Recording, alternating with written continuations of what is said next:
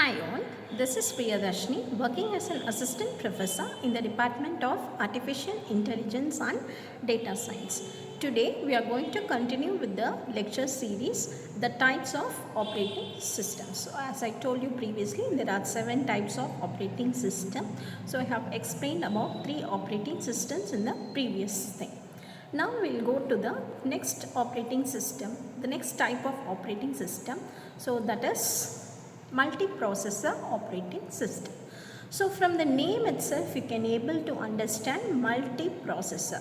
So you will have one main memory and you will have one system and you will have one or more CPUs, main memories to execute. So that is your multiprocessor operating system. So remember, there will be only one system but different number of processors, CPUs will be there. So these are also known as parallel operating systems, or you can also call it as tightly coupled operating system. So when you think of multiprocessor operating systems, the main 3 advantages that has to come to your mind is increased throughput. So throughput is nothing but the output, that is number of tasks per unit time. The second one is economy of scale. Economy in sense, instead of using one CPU, one system, we are using one system, multiple processor, which is very economical also, and it has increased reliability. So reliable in the sense, if one processor does not do the job, or if it fails, then there is no problem, we can allocate to some other process to do that process. So this is called reliable. So here there is increased reliability. So the main advantages are throughput is increased, economy of scale, third one is increased reliability. So here we have to also see the ability to continue providing service proportional to the level of surviving hardware is called graceful degradation. So the systems designed for these graceful degradations are called the fault tolerant systems.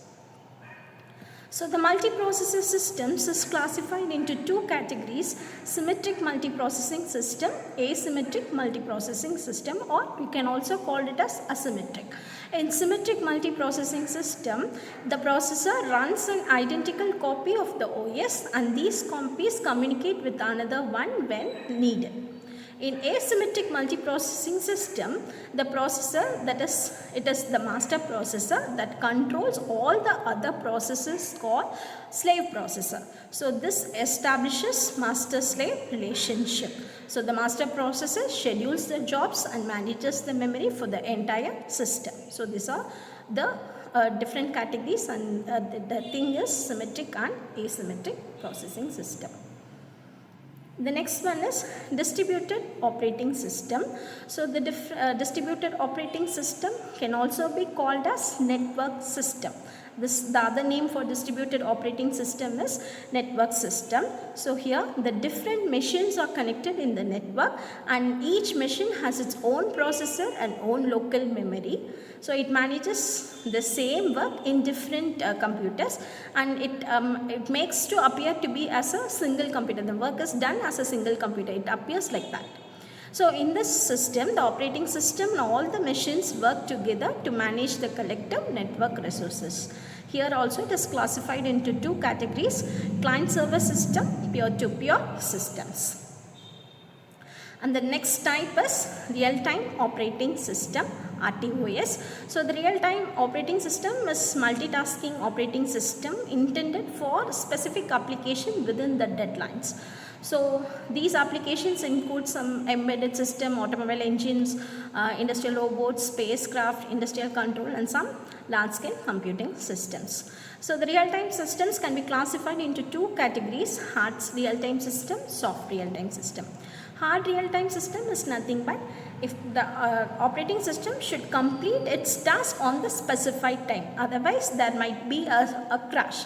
For example, when you take hard real-time system, the pilots, the driving of the automobiles. So when you take that, the loco pilot or the pilot should have the sensors. If the sensors fail, then it is a crash.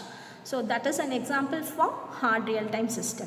When you take soft real-time system, if the operating system does not complete in the stipulated time, then it is not a problem. For example, when you take weather forecasting, if the weather forecasting system fails, then it is not a very much problem than compared to your hard real-time systems.